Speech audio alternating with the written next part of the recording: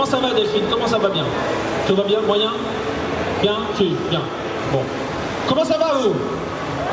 Moyen? Bien? Moyen? Non, moyen là. Moi je veux du bien. Parce qu'après, tout ce qui va arriver là, ça va être du lourd. Enfin du lourd. Pas du tout péjoratif pour les invités qui vont arriver. Je veux que vous vous réveilliez et je veux que vous posiez plein de questions. Donc est-ce que vous êtes prêts?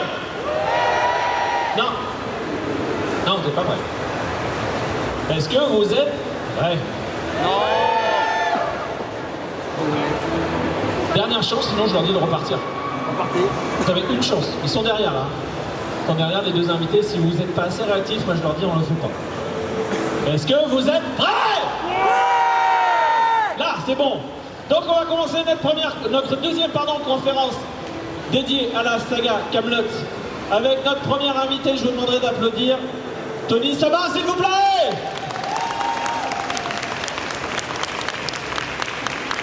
Qui est suivi par le grand et magnifique Jean-Robert Lombard, s'il vous plaît. Du bruit. Ah ouais, c'est pas du bruit ça. On peut faire un peu de bruit, mais ça passe. Allez, allez, allez.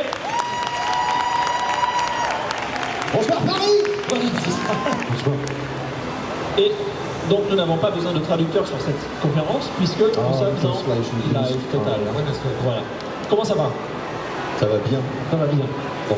C'est dimanche. Alors bon dimanche. Sous vos applaudissements. J'espère que vous allez bien vous aussi. Comment ça va vous? Ouais, t'as vu, c'est dimanche. Allez, c'est dimanche, on se réveille, on y va, on y va. Hein. Bon, c'est la dernière fois que vous pourrez poser des questions dans tout le week-end à nos deux invités Kaamelott. Alors profitez-en, ils sont dans votre ville aujourd'hui, posez une question. Exactement. Donc première question, on lève la main et on pose la question, et si on n'en a pas, n'ayez pas peur, il n'y a pas de mauvaises questions. Non, non, non, il n'y a pas de mauvaises questions, il y a juste des questions qui entraînent la mort subite. La demoiselle au milieu, c'est bien ça. Hein.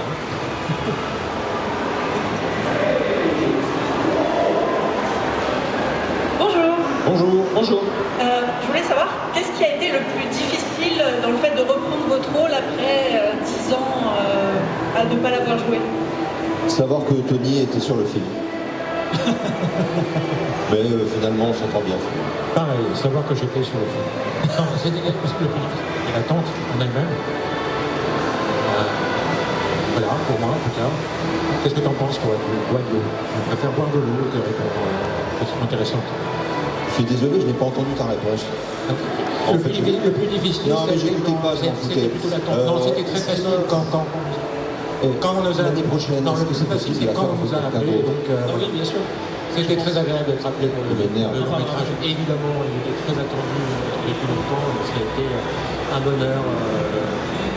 Le téléphone a sonné pour ça. Qu'est-ce qu'il dit? Ah, j'ai dit rien. Il dit qu'il est content. Ah d'accord, pardon. Il était très content.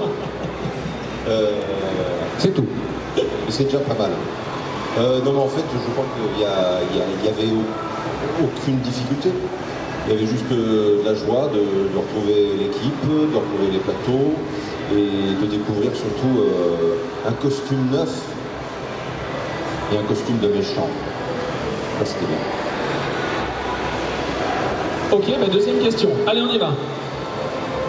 Toujours pas. Vous êtes de plus en plus discret et timide. N'ayez pas peur, on meurt pas. Bonjour. Bonjour. C'était pour savoir, quand vous avez eu beaucoup de guests, surtout sur le film, mais tout au long de la série, est-ce que les gens qui sont revenus après sur le film, ça vous a ému qu'ils reviennent? Parce qu'il y en a qui auraient pu ne pas revenir en fait. Et comme ils sont revenus parce qu'ils pouvaient revenir, parce que s'ils n'étaient pas revenus, ils ne seraient pas revenus, là ils sont revenus. J'ai du mal à répondre à cette question. Je n'ai pas compris la Oui, question. non, je n'ai pas Je suis un peu dur de rester. Je voulais rajouter des aigus dans le retour, mais uniquement pour la micro des questions, évidemment.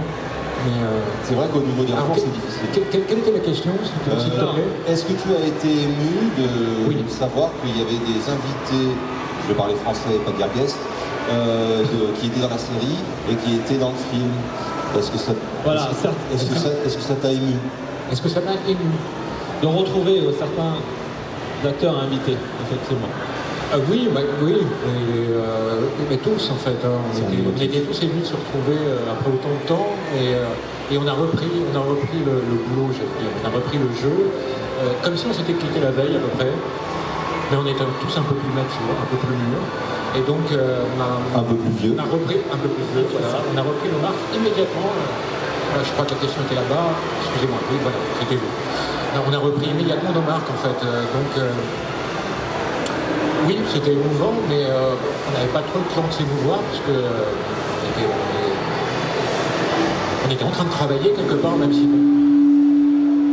Ah là, c'est quand même... Ça veut dire que la réponse est trop longue et trop chiante. Peut-être. Même Ou alors ça veut dire qu'on... Même si c'est un travail... très- Remettez le titulaire, enlevez le stagiaire de la régie, là, remettez le titulaire. Voilà, donc j'arrête de répondre, j'arrête de parler. Là. Au revoir. Au revoir. Ça. Ah ben voilà. Non, je suis désolé, je n'ai pas de réponse à cette question. Je ne vais pas faire de Voilà. blabla. Joker. Ensuite, on continue. J'ai vu qu'il y en avait une là par là. Non? Ou j'ai rêvé? Non, mais je rêve en fait. Ah si, ici, voilà. Merci à ceux qui ont de Bonjour. Bonjour. Bah, lève-toi, lève-toi. Ceux qui vont poser des questions, ils se lèvent. Là. Je voulais savoir, c'était quoi de jouer avec Sting? J'ai posé cette question à Sting, ce que ça lui faisait de jouer avec moi. Et il m'a dit I really don't give a shit. Alors, ceux qui comprennent l'anglais ont compris, mais non, en fait, pour moi, ça a été un cadeau de la vie parce qu'il m'arrive de chanter à Paris avec mon groupe de jazz.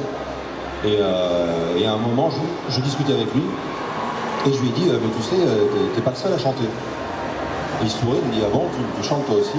Je lui fais oui, j'ai mon petit groupe de jazz à Paris, de temps en temps on fait des concerts, et il me demande ce que je chante.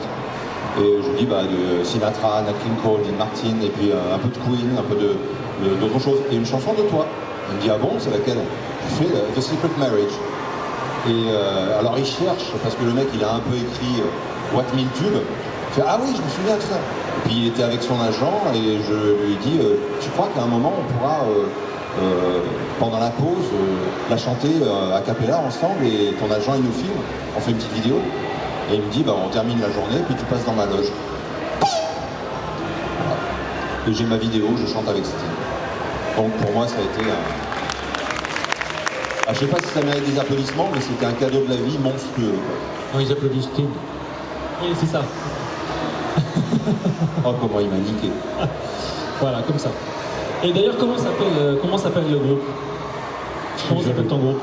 Mon groupe n'a pas de nom, c'est mes initiales Jazz Covers. Et j'ai un petit album qui va sortir à 2000 exemplaires dans 2 semaines. D'accord. Donc ce sera vraiment pour les heureux peu, les happy few. D'accord.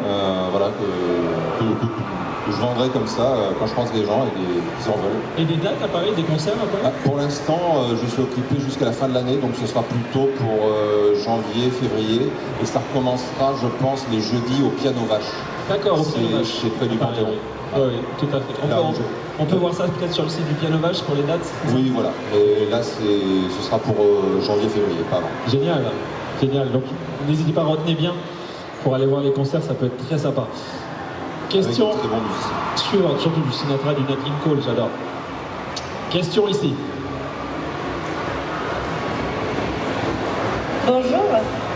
Bonjour. Bonjour. Une question pour tous les deux. Est-ce qu'Alexandre Astier vous a mis dans la confidence de l'évolution de vos personnages jusqu'à la fin des films? Absolument pas. On sait pas du tout. On ne connaît pas du tout le destin de vos personnages qui vont devenir. Voilà. J'ajouterais même plus, on ne connaît pas l'histoire qu'on est soi-même en train de raconter réellement. On a juste en amont nos répliques quelques jours avant, parfois 1 ou 2 jours avant. Évidemment, lui a tout son plan en tête. Il a déjà tout prévu. Il adore écrire les dialogues à la dernière minute. Pour différentes raisons qu'il faut lui demander, qu'il faut lui poser des questions à lui. Mais non, on n'a aucune idée de ce que va devenir notre personnage. On n'a aucune idée aussi de l'histoire qu'il est en train de nous faire jouer, à laquelle il nous fait participer. Mais très sincèrement, il a une façon de travailler très singulière, personnelle, et qui fonctionne, et qui est assez géniale. Parce que les rôles et les personnages sont cohérents, alors que c'est une façon de travailler un peu particulière quand même. Les comédiens ne savent pas le reste de l'histoire, ils ne savent pas d'où viennent leurs personnages, où ils vont exactement, ou alors que très vaguement. On a la Il n'y a chance. pas de mise en situation, il n'y a pas de choses comme ça pour le comédien.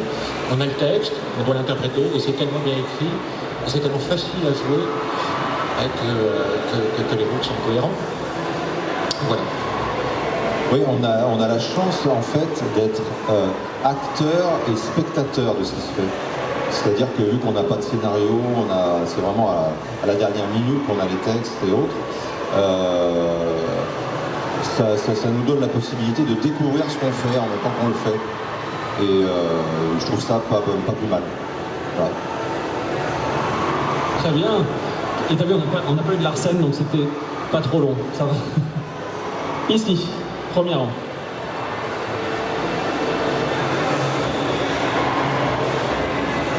Merci.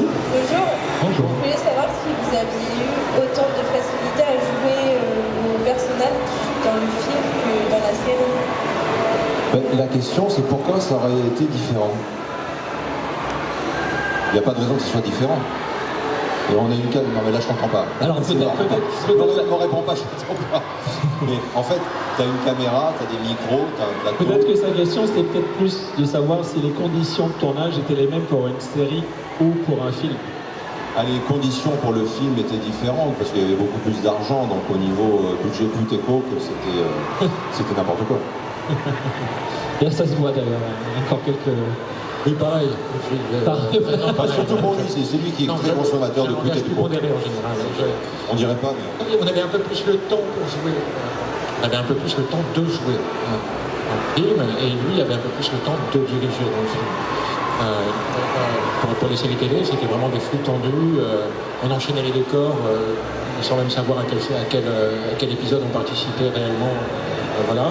Mais là, on avait un peu plus le temps d'être dirigé et pour jouer un peu plus le temps. Et à chaque fois qu'on tendait le bras, une bouteille d'eau apparaissait. À chaque fois qu'il y avait une goutte de pluie, un parapluie apparaissait. Enfin, c'était mimé l'assistant partout. Et donc, effectivement, il y avait des différences avec le tournage de la série. Ok, on continue. Ici, on en a deux, donc on va faire les deux. Vas-y. Bonjour. Bonjour. Est-ce que vous avez une hypothèse sur l'évolution de vos personnages? Négatif, on a déjà On a répondu déjà tout à l'heure. répondu à cette question. Négatif. Question suivante. Négatif. On ne sait rien. Et on ne veut rien savoir, c'est ça? Alexandre C. Alors, je croyais qu'il y avait une autre main qui s'était levée là, dans le. Voilà, ici. Bonjour, Bonjour. je voulais savoir si le père Blaise, dans Et le il film- était là tout à l'heure. Ouais. si dans le film le père Blaise, il Merci. était avec des ennemis de force, ou alors c'était par choix.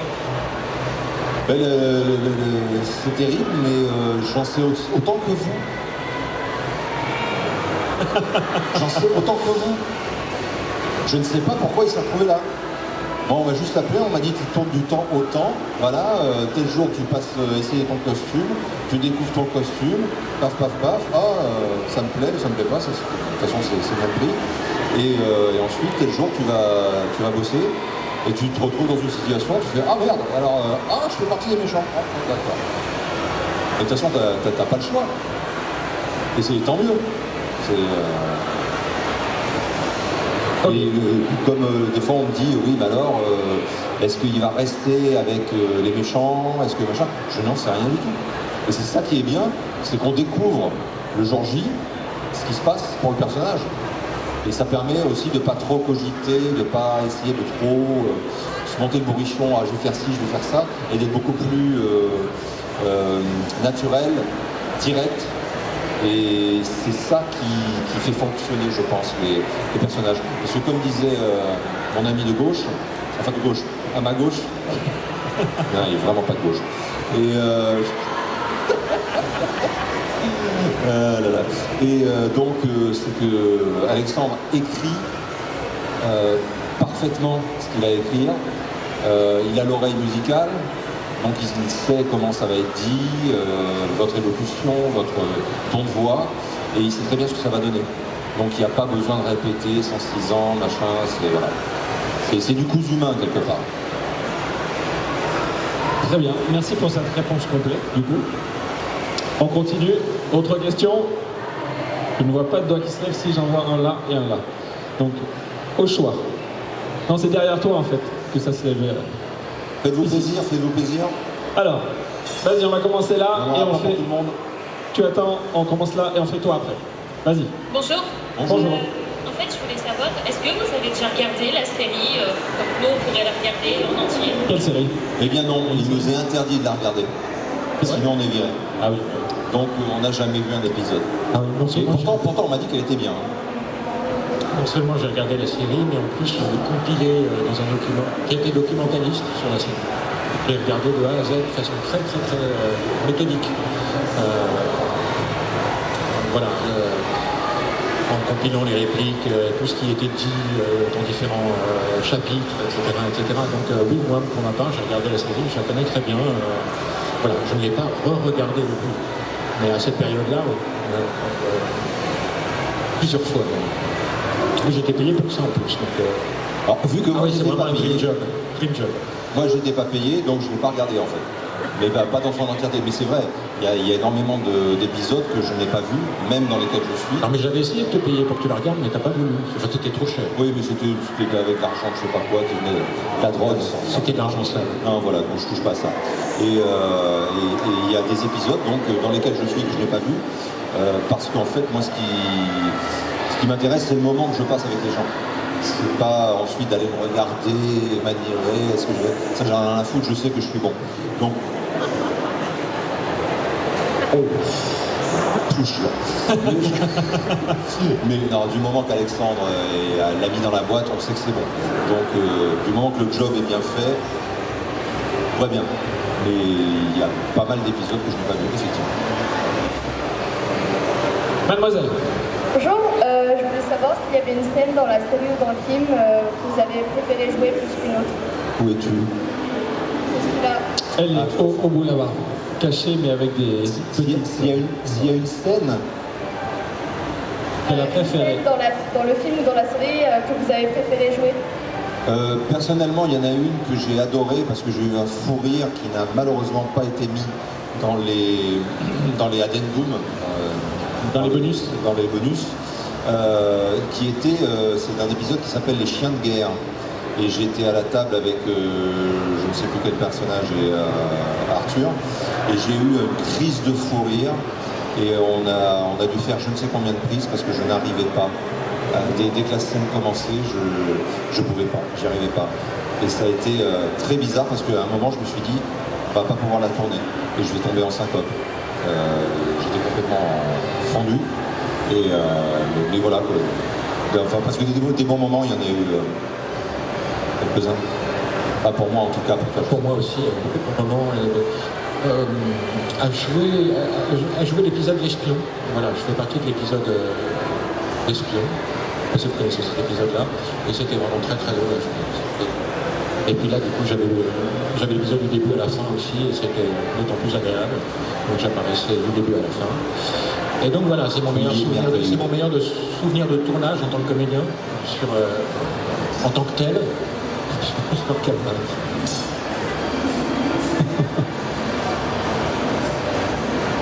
Question on a quelqu'un suivante. là-bas. On a quelqu'un de ce côté-là, j'ai vu. Oui. 320 à ma gauche, 320 à ma gauche, 286 dernière. à ma droite, attention. Ah, ici. Attention. Derrière, j'ai un bonus ici. Adjugé vendu. Debout. Voilà, merci. Bonjour. Vu que vous découvrez les textes super tard, est-ce qu'il y a besoin de beaucoup de prises du coup? Non, parce qu'on est super bon. Deuxième, tiens. Voilà, nickel. Ça va très vite, il y a très peu de prise en fait, parce qu'encore une fois c'est très très bien écrit, il sait très bien pour qui. Et parce que tu es super bon aussi, Tony. Alors, effectivement, Faut le dire. Mais passons sur ce détail, c'est très bien écrit, très pour qui il écrit, c'est une musique, il entend votre voix quand il écrit, etc. Donc en fait, il connaît votre ton, votre rythme, votre diction, le nombre de pas que vous utilisez souvent dans une phrase, etc. Donc il écrit pour vous, c'est très particulier comme façon de faire. Et donc du coup c'est très facile à jouer, et au pire il y a 2-3 prises, au pire, mais la plupart du temps il n'y en a qu'une seule. Donc oui, pour un producteur c'est un peu un rêve ça. D'avoir une aussi bonne équipe.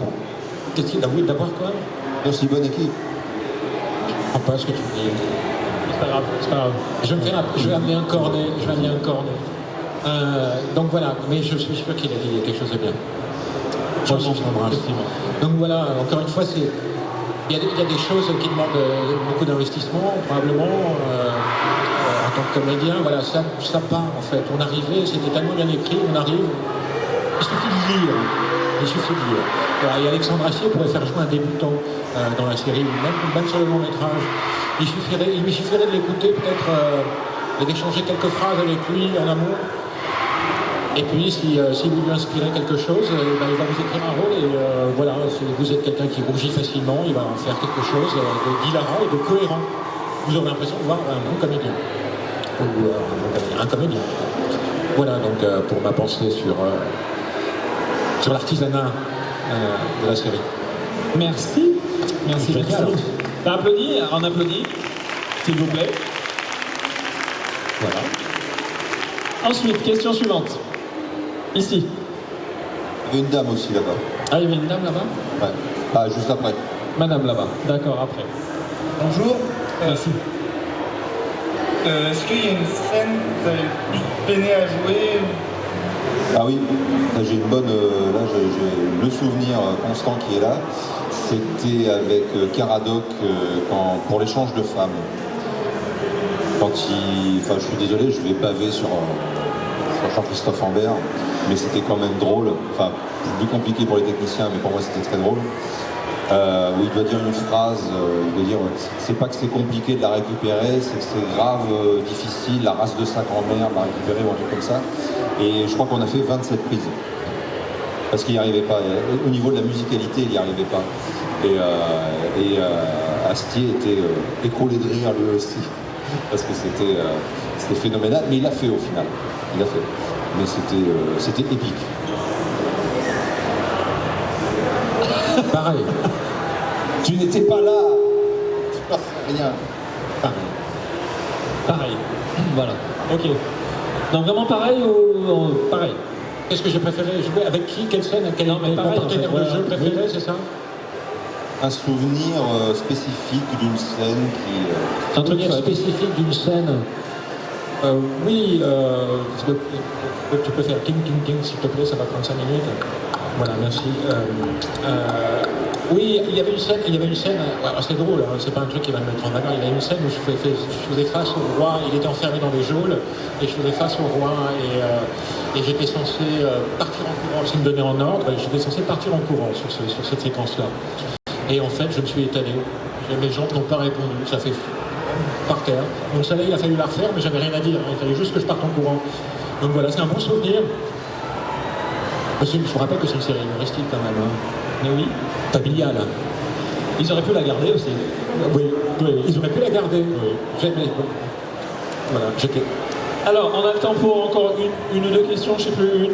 Non, Il y a une seule. aussi, une Bon, dame on en a droit à là-bas. une. Alors, madame qui était là, qui a patiemment levé sa main. Merci. Bonjour. Je voulais savoir en quoi consistait votre travail de documentaliste sur Kaamelott et est-ce que ça avait un lien avec le lore de Alexandre Astier. Il disait dans une interview qu'on pouvait facilement faire un jeu de rôle dans l'univers parce qu'il était assez riche et complet. Donc est-ce que c'était dans cet état d'esprit? Non, c'est particulier de parler de tout ça. Alors, alors déjà, il m'a embauché, je lui ai dit, il vaut mieux que tu prennes un thésard pour faire ça va coûter moins cher, ça sera mieux. Donc, mais il a insisté une fois, donc j'ai dit oui, j'avais pas refusé. Alors, j'aimais bien, je connaissais un peu le monde médiéval fantastique, j'avais joué à Donjons et Dragons quand j'étais jeune, ensuite je me suis intéressé à la geste arthurienne, au cycle arthurien, etc. Donc, j'avais lu Chrétien de Troyes, j'avais lu certaines choses. Et puis, il m'a bazardé documentaliste parce que de temps en temps, il était en pleine écriture, alors qu'on tournait, et il avait besoin d'aide de temps en temps pour certaines recherches. Donc je me suis servi à la fois de certaines encyclopédies, je suis allé emprunter, et ou de certaines choses, parce que il y avait déjà Internet à l'époque, figurez-vous, et il y avait déjà parfois des sites de qualité, donc voilà, il y avait ça, et puis aussi j'ai fait une sorte de compilation de tous les événements, un arbre généalogique, de tout ce qui était en train de se passer dans Kaamelott et qu'il était en train d'écrire Et il n'avait pas le temps de se relire, et donc c'était juste une aide à l'écriture, mais en même temps il y avait quelques recherches de temps en temps, ponctuellement, et je lui faisais des petits dossiers que je lui envoyais. Donc, et j'avais le statut de documentaliste sur ma fiche de paye, donc c'est pour ça que je dis ça. Je ne suis pas réellement documentaliste, je l'ai été, c'est la seule fois de ma vie où je l'ai été, ça a duré quelques mois, et c'était un délicieux souvenir, vraiment. Donc, Eh bien merci, eh bien c'est sur ces bonnes paroles du coup que nous allons terminer cette conférence sur scène. Au revoir. Sauf si vous avez une bière. bientôt. Est-ce que vous avez quelque chose à dire pour conclure du coup cette dernière conférence du week-end? Non, Pareil. nous en tout cas on a été très contents d'être là, enfin on y est encore quelques heures. Tout à fait. Et puis content de voir que Kaamelott déplace toujours les foules. Ça fait plaisir Exactement. et que ça dure encore très longtemps. Tony, pareil, je suppose. je souhaite une bonne trilogie, parce que normalement il va y avoir une suite, et voilà, et nous aussi, on aime bien l'histoire, on aime bien Kaamelott, on aime bien tout ça, et ça nous fait marrer, nous aussi, évidemment. Eh bien, merci à vous, messieurs, on vous applaudit bien fort.